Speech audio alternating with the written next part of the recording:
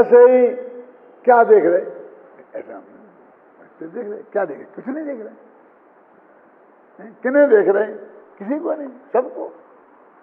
हाँ, ये तो संज्ञावलोकन है, ये तो विहंगावलोकन है। क्यों? क्या देख रहे हैं? किसको देख रहे हैं? ये देख रहे कि यहाँ कोई बैठा भी है कि नहीं। हम वैसे ही प्रोसेस शुरू कर दे।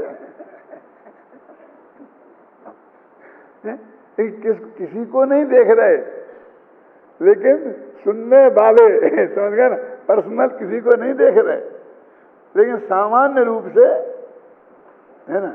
लेकिन वो संज्ञावलोकन विहंगावलोकन अरहंत के नहीं होता केवल ज्ञान में। वहां तो जो होता है वो सब एक सा ही अवलोकन होता है। तो अब समझ गए ना, 24 घंटा। तो वो क्या कहते हैं? तन्मय होके जानना। अपन तन्मय एकदम ऐसे, वो विहंगावलोकन नहीं। अतन्मय होके जानना वो विहंगावलोकन है। आप समझ गए? क्यों बताया मैंने ये आपको? अब तन्मय का अर्थ गलत हो गया, अब क्या करें? उस नीचे से ऊपर तक सब, एक किसी का नाम नहीं लेना चाहता हूं। अब तन्मय का अर्थ ये होता है कि मैं उस रूप हूं, ऐसी मान्यता पूर्वक जानना, उसका नाम है तन्मय होके जानना। और मैं उस रूप नहीं हूं, मैं उसका स्वामी नहीं हूं, मैं उसका कर्ता भोक्ता नहीं हूं, ऐसी मान्यता पूर्वक जानना, उसका नाम है अतन्मय होके जानना। तो केवली भगवान ये जानते हैं कि मैं नहीं हूं, इसलिए उनका जानना वो अतन्मय होके जानना है। समझ गए आप? तो पर को मैं रूप, तो ज्ञानी है, अज्ञानी नहीं समझता। कैसे नहीं? मेरे ही तो है, पत्नी मेरी तो है, घर मेरा ही तो है, बच्चे मेरे ही तो हैं। तो तन्मय होके जानना हुआ। वो उपयोग की एकाग्रता से कुछ लेना देना नहीं है। आप समझेंगे ना? लेकिन लोक में तो तन्मय का वही अर्थ हो गया कि वे तो धंधे में ऐसे तन्मय हैं। क्यों? कि उन्हें तो रुपया के अलावा कुछ दिखता ही नहीं है। आकाश में चंद्रमा देखते हैं तो रुपया दिखता है। क्यों? सूरज देखते हैं तो रुपया दिखता है। आप समझे ना? तो यहाँ पे तन्मय का अर्थ उपयोग किए, यहाँ पर भी वही अर्थ है। वे तो मैं रुपया ही हूं। यदि ये रुपया खत्म हो गया तो मैं जीरो। क्यों? और रुपयों का ढेर इकट्ठा हो गया तो मैं हीरो। बस खत्म है क्या? नहीं कोई ऐसा नहीं, कोई मैं बात कर रहा हूँ 99.9% जितने परसेंट लगाना हो आपको, ऐसा ही है? क्यों? सारे जगत की ऐसी ही मान्यता है। नहीं तो ये आत्महत्या क्यों कर लेते हैं? अब काय के लिए जीना? तो पैसे के लिए जी रहा था। क्यों? अब स्त्री पुत्र मर गए, सब साफ हो गया, अब किसके लिए जीना? तो दूसरों के लिए जीता है।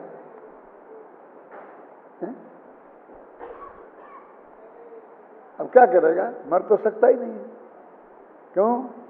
जो जीता था, जो जीता है, जो जिएगा, उसे जीव कहते हैं। कहाँ लिखा है? पंचाष्टिकाय में। अजीवत जीवती जीवस्यति सजीवा। जो 3 काल जीव है, जीव जीव जीव जीव है, वो जीव है।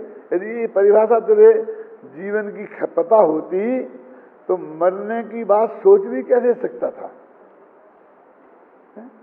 कैसा बहुत बदनामी होगी, सही नहीं जाएगी। तो मर जाएगा तो फिर तो बदनामी नहीं होगी ना?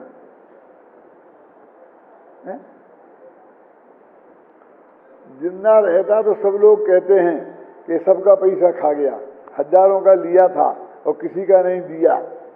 अब मर जाने के बाद नहीं कहेंगे। दे के मर रहा है क्या? क्या दे के मर रहा है क्या? लेकिन समझ में नहीं आता उसके।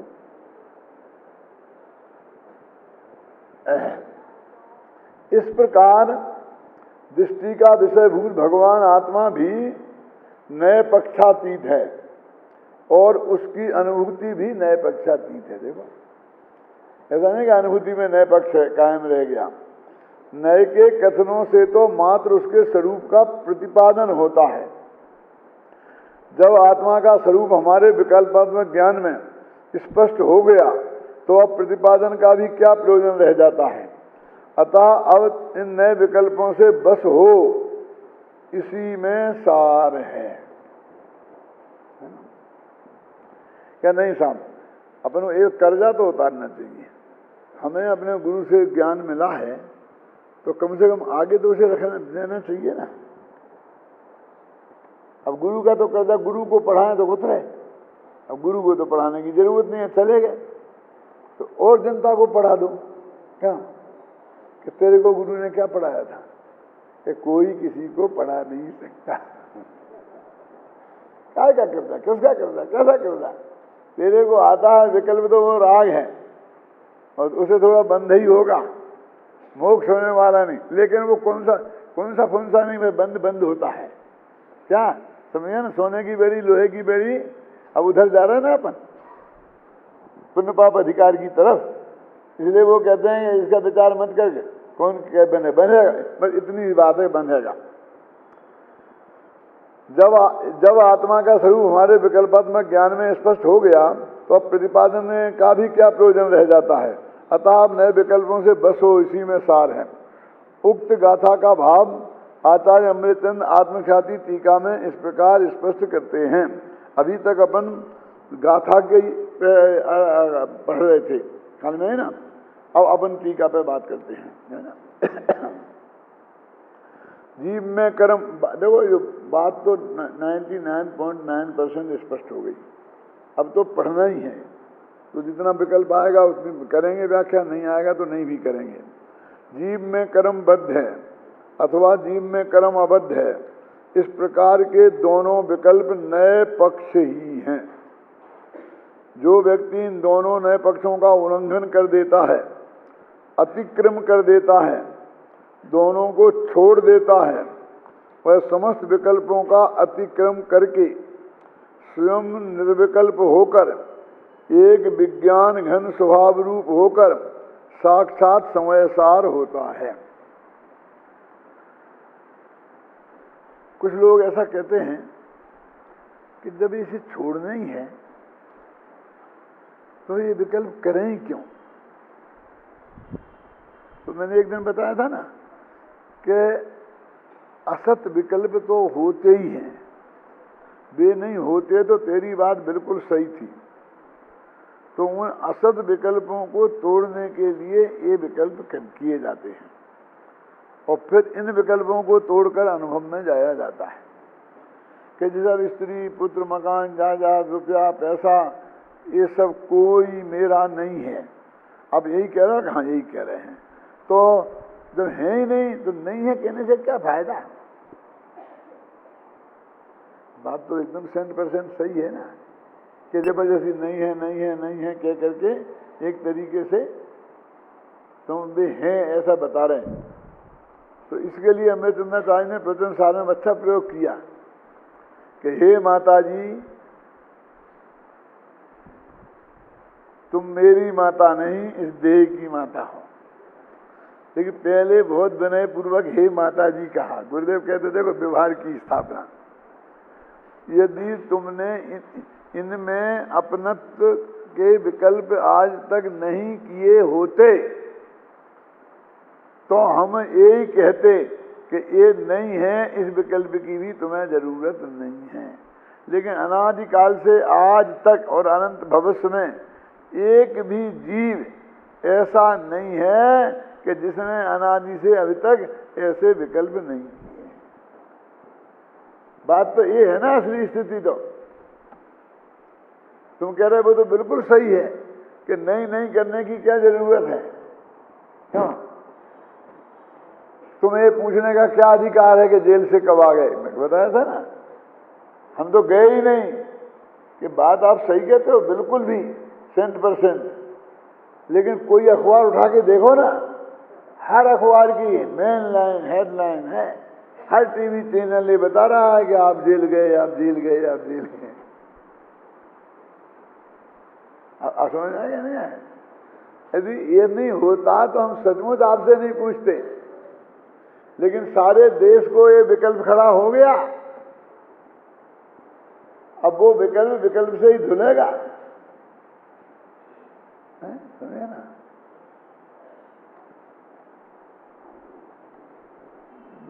एक दोहा है, विष होता विष से निर्मूल। आदि पंक्ति तो ये है अंत की, और शुरू की क्या है? यही सज्जनों की है भूल।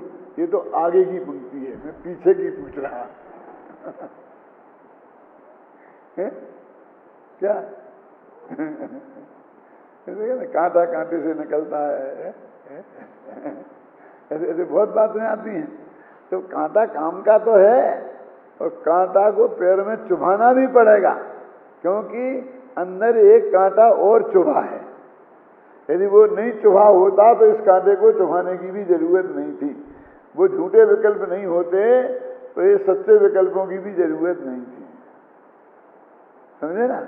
इसलिए कहते हैं कि हम जो विकल्प के निषेध का विकल्प कर रहे हैं, वो चूंकि वो विकल्प पहले है, इसलिए उसका निषेध का विकल्प कर रहे हैं।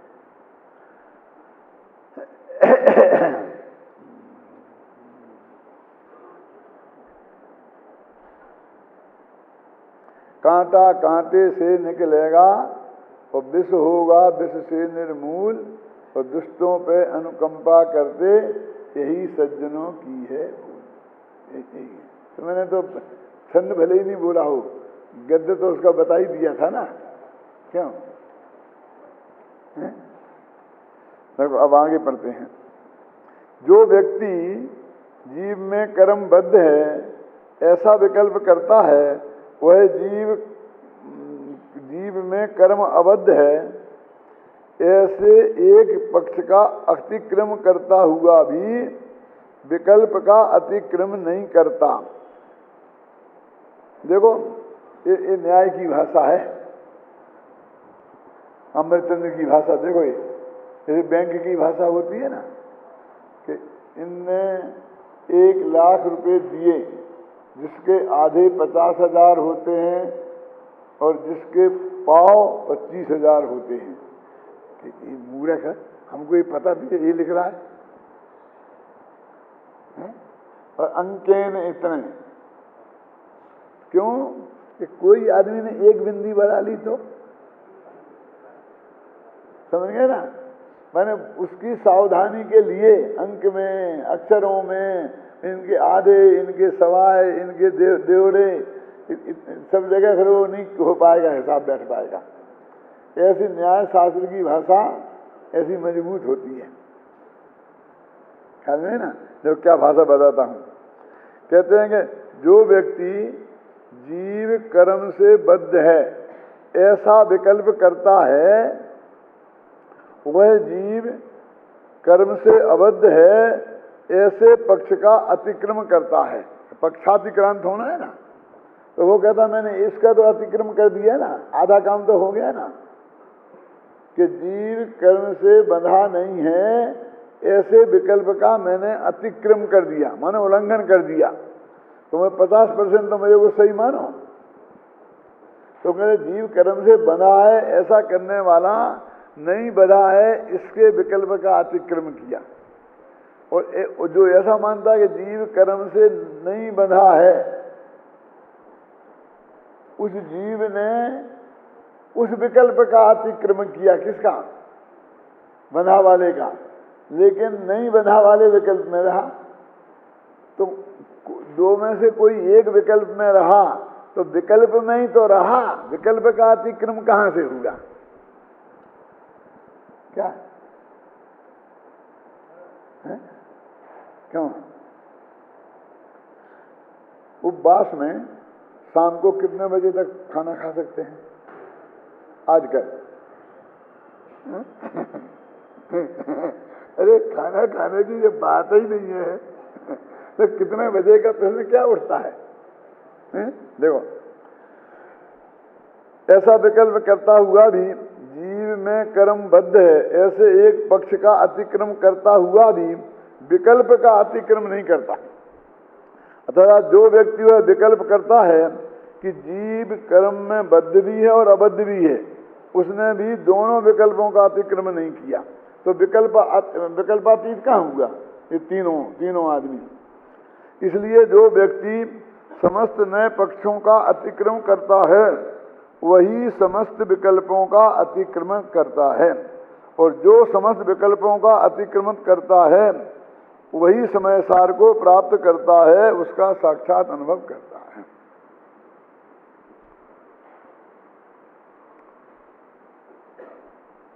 अकबर ने पूछा बीरबल से कि मूर्ख के सामने क्या करना चाहिए, मैंने मूर्ख से कैसा व्यवहार करना चाहिए, कोई बातें मूर्खाई की करे तो हम क्या करें? बोले हुजूर मेरे बस की इसका जवाब देना नहीं है, मैं अपने कल बच्चे के पोते को लाऊंगा तो वो इसका जवाब देगा। क्या किसको लाएगा? कि पोते को जवाब देगा, और तू जवाब नहीं दे सकता। सब क्या करूं, नहीं है। और पोता को लाया, इतना सा बच्चा छोटा सा, उसे सिर्फ एक ट्रेनिंग लेके आया कि राजा कुछ भी पूछे तू सिर्फ चुप रहना। क्या अब अकबर ने बार बार पूछा तो चुप चुप चुप। कि बीरबल ये तो जवाब देता ही नहीं है, कि साहब दे रहा है ना।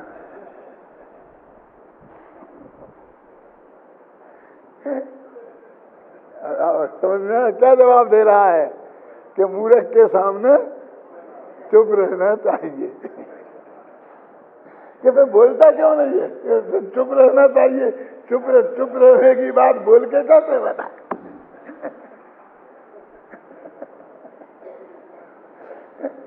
चुप रहने की बात बोल के कैसे बताए? इसका क्या अर्थ हो गया? कि तुम मूर्ख हो जो ऐसा प्रश्न कर रहे हो। अब वो बीरबल खुद तो कह नहीं सकता था, तो फिर निर्विकल्प रहना चाहिए ना कि चुप। तो हाँ क्यों नहीं भरते हो? फिर निर्विकल्प रहना चाहिए। ये विकल्प में उलझ गए ना, अब मैं तो निर्विकल्प रहूंगा, अब तो मैं कोई जवाब नहीं दूंगा। ये हमारी माताएं बहनें होती हैं ना, घबराना नहीं, पुरुष भी वैसे ही हैं। ये उदाहरण के लिए कह रहा हूं मैं, तो सिर्फ इनका बोलना भी कसाय पूर्वक होता है और चुप रहना भी कसाय पूर्वक होता है। यदि 7 दिन तक सास बहू आपस में नहीं बोले तो एकदम ऐसा नहीं वीतराग हो गई है। मौन भी कसाय पूर्वक है, और बोले तो मैं तो ईंट का पत्थर जवाब देना था, मैं जवाब देने से पीछे नहीं रह सकता। आज तक मैं नहीं सुन सकता। तो जवाब देना भी कसाय पूर्वक है और जवाब नहीं देना भी कसाय पूर्वक है। तो क्या करें, मर जाएं कि मर जाना भी कसाय पूर्वक है?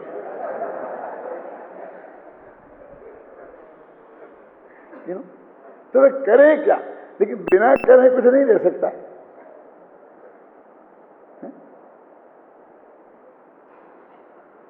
कल मेरे एक मित्र के 2-3 फोन मेरे पास आए कि दादा ऐसी परिस्थिति हो गई, ऐसा परिस्थिति हो, क्या करूं? मैं तो यही जवाब देना चाहता हूं।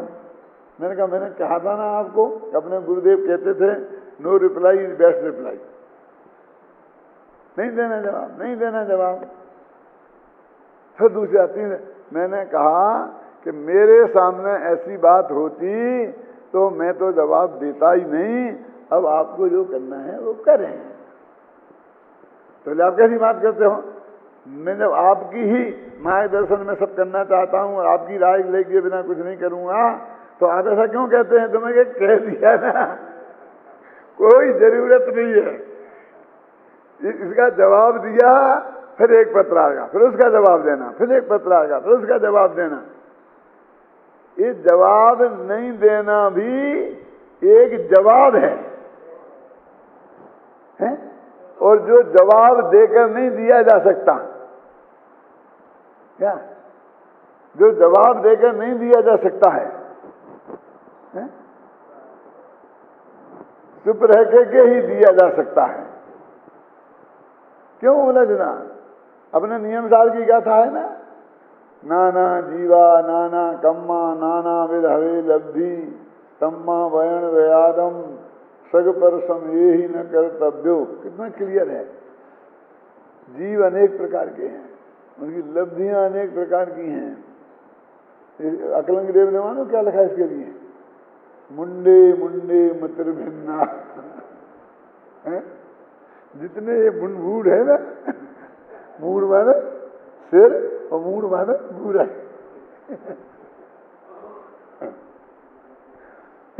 उनमें उतने उतने अलग अलग टाइप के विकल्प होते हैं। मुंडे मुंडे मतिर भिन्ना, नाना जीवा और नाना कम्मा, और उनकी नाना विध हवे लब्धि, उनकी पर्यायगत योग्यता। लब्धि माने पर्यायगत योग्यता बिल्कुल अलग अलग तरह की है। एक ही बात का रिएक्शन हर आदमी में बिल्कुल अलग होता है। तो अब क्या करोगे आप? किन किन का उत्तर दोगे? आप अपना काम करो। अपना काम करो माने अपने आत्मा के कल्याण का काम करो। मतलब लोक में लगाना हो तो लोक में जो भी तुम्हारा काम हो उसको करो, मतलब लौकिक दृष्टि से, और परमार्थ की दृष्टि से है। क्योंकि ऐसी स्थिति में तो बाहुबली को स्पष्टीकरण करना चाहिए था कि मूर्खो, तुम ये कहते हो कि मेरे को ये विकल्प रहा कि मैं भरत की भूमि पे खड़ा हूं इसलिए मुझे केवल ज्ञान नहीं हुआ। ऐसा नहीं है। भूमि भरत की कहाँ है? भूमि तो मैंने जीती थी। एक अच्छा जवाब देना चाहिए था ना उन्हें। क्यों जवाब देना चाहिए था कि नहीं? अरे तुम्हें जो करना हो तो करते रहो। टोनामल जी लिखते हैं, इतनी स्थूल भूल चौथे गुणस्थान वाले से संभव नहीं है, तो छठवें सातवें वाले से कैसे संभव होगी? तो फिर तुम बता दो कि कोई विकल्प रहा होगा तत्संबंधी नहीं, क्योंकि अंतर मुहूर्त तक लगातार निर्विकल्प नहीं रह पाए। सिर्फ इतना उत्तर पर्याप्त नहीं है। एक भाई मेरे से पूछते थे कि आदिनाथ ये 1000 वर्ष तक और आज अंतर मुहूर्त तक नहीं रह पाया, उन्हें क्या कमजोरी थी? अरे बजविषम नारायण था, ये था, ये था, ये था, ये था, सारे गिना रहे थे। नहीं साहब, उन्हें जचने रही बात। अब तो जचा नहीं जैसे मैं क्या करूं? मैं एक ही बात है कि पर्यायगत योग्यता का परिपाक नहीं हुआ था। क्यों? उत्तर तो ये है। अब विकल्प जितने करना हो करते रहो। सही उत्तर ये है और कोई रास्ता नहीं है। आप समझे ना? इनका यही है कि चक्रवर्ती को इतने सस्ते में कैसे मिल गया? क्यों? वो दुकान फेल हो गई होगी ना, तो बंद कर रहा होगा, इसलिए सस्ते में बेच गया, केवल गया। अरे सस्ते में महंगे में नहीं मिला। अंतर मुहूर्त की शर्त पूरी दोनों को ही करनी पड़ी। एक सेकंड, एक समय ज्यादा नहीं लगा उन्हें, ना उन्हें कम। अब उनकी दीक्षा लेते अंतर मुहूर्त में हो गई, उनकी नहीं भाई, हम क्या करें? दोनों की पर्यायगत योग्यता है, इसे वो कमजोर है, वो मजबूत है, इन बातों में क्या दम है? बस खत्म, इतना ये जान लेना बस। और क्या? वस्तु की स्थिति वास्तव में ऐसी है। इतना तत्व ज्ञान पूज्य गुरुदेव श्री के माध्यम से अपने सामने आ गया, और फिर भी ये तत्व चर्चा में भी लोगों को गले उतारना मुश्किल है, तो जीवन की तो बहुत बात है। ये हमारी शांति का एकमात्र आधार ये है, ख्याल में है ना? लोग तो कई कहते नहीं साहब, जो कुछ होता है अच्छे के लिए ही होता है। क्यों? हमें तो अलग हो गए तो अच्छा रहा, जब से फिर हमारी अच्छी कमाई हो रही है। एक साथ में रहते तो कुछ नहीं होता, गड़बड़ होने वाली होती है। भगवान जो कुछ करता है अच्छे के लिए ही करता है, और बुरा हो जाता तो अरे ये नहीं है तत्व ज्ञान। तत्व ज्ञान क्या है समझ जी? कि जो होना होगा वो होगा, और जो होना था वो हुआ, और मैं 24 घंटा इसके लिए तैयार हूं कि अच्छा होगा, अच्छा ही होगा, अच्छा ही होगा नहीं, जो होगा वो मुझे स्वीकृत है। इसका नाम निर्विकल्प की भूमिका की तरफ बढ़ना है, और बाकी सब विकल्प हैं। आप समझेंगे ना? बिल्कुल सहजता से जगत के अपने और पर के दोनों को, परिणमन को एकदम अहेतुक स्वीकार करना। अहेतुक गुरुदेव बोलते थे बार बार, शास्त्र में लिखा है अहेतुक का मतलब कोई निमित्त नहीं, निमित्त नहीं, हेतु माने निमित्त। क्या वो जीव की पर्याय भी अहेतुक और द्रव्य भी अहेतुक, और प्रति समय जो हो रहा है वो बिल्कुल अहेतुक। कोई कारण तो खोजो, कारण अहेतुक का क्या कारण खोजें? आपकी शादी क्यों नहीं हुई? कि नहीं होनी चाहिए, नहीं हुई। मुझे वो जवाब बहुत अच्छा लगा। एक दिन मैंने सुनाया था ना, अखबार में पढ़ा था, किसी वैज्ञानिक का नाम था, बहुत बड़े वैज्ञानिक का। ये पत्रकार लोग पहुंचते हैं ना दादा, तो ये पूछते हैं आपकी इतनी लंबी उम्र का क्या कारण है, आपका क्या है, आप बताइए, लोगों को कुछ मार्गदर्शन मिलेगा। तो वे बताते हैं कि मैं सुबह घूमने जाता हूँ, फिर मैं सुबह मूंग की दाल खाता हूँ, फिर मैं ऐसा करता हूँ, फिर मैं लहसुन रोजीना खाता हूँ। उससे पूछा तो चुप रहा। फिर बार बार पूछा कि आपकी इतनी अभी तक आप जिंदा हैं, इसका कारण क्या है? आप कि मैं अभी तक मरा नहीं, इसलिए जिंदा हूं। क्या ये कितना मतलब बहुत बड़े वैज्ञानिक किसी आदमी की बात है तो पश्चिमी कि भाई मैं मरा नहीं, मर जाता तो नहीं रहता जिंदा। कि मेरी इतनी लंबी उम्र होने का रहस्य क्या है कि मैं अभी तक मरा नहीं। तो इसके अलावा कोई रहस्य नहीं है, वस्तु का स्वरूप यही है।